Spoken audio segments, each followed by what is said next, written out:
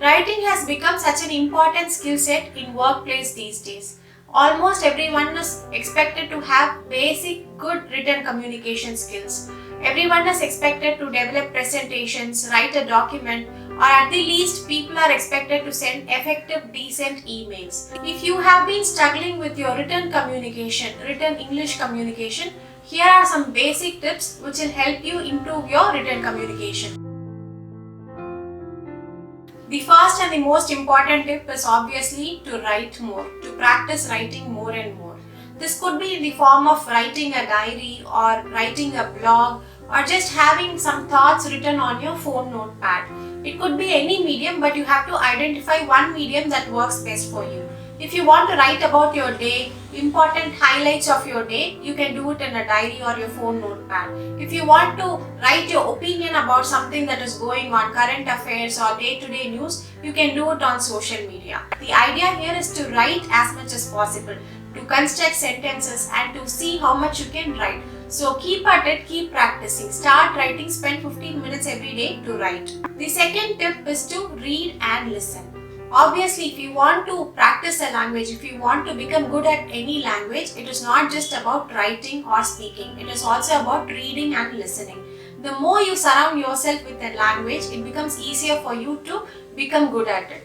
So read as much as possible. Read newspapers or books. If you don't want to read about politics or very serious stuff, read entertainment or read sports section. Similarly, start consuming more online content, be it on YouTube or Netflix, Amazon Prime or any other form of online digital content in English. The more you surround yourself with the language through reading and listening, you will get used to this language more, and subconsciously you will start listening to more and more new words. Your vocabulary will improve, your style of speaking and writing also will improve. The third tip is to follow the basics. When it comes to writing or speaking, you have to start slow, you have to start simple.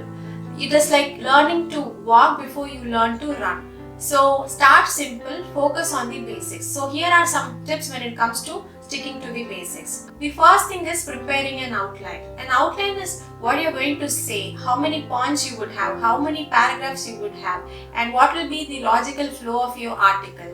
Are you going to talk about the pros and cons of something? Are you going to talk about your opinion? So prepare this outline, and when you have this rough draft, the skeleton, it becomes easier for you to write around it.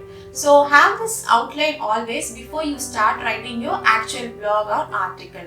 This outline is more like a rough draft. It is putting together all your thoughts and then forming a good article around it. The second thing is write smaller sentences. Do not go for longer sentences when you are beginning to write. Opt for smaller, simple sentences.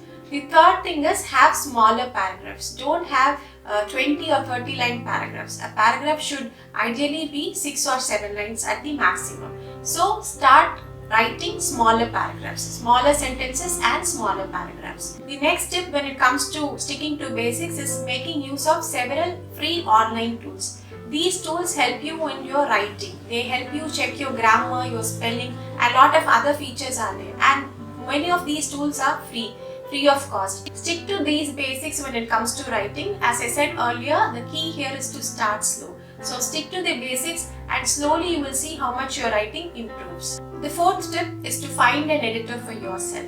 Don't worry, I'm not asking you to find a book editor. Just find someone who's reasonably good in communication, both oral and written.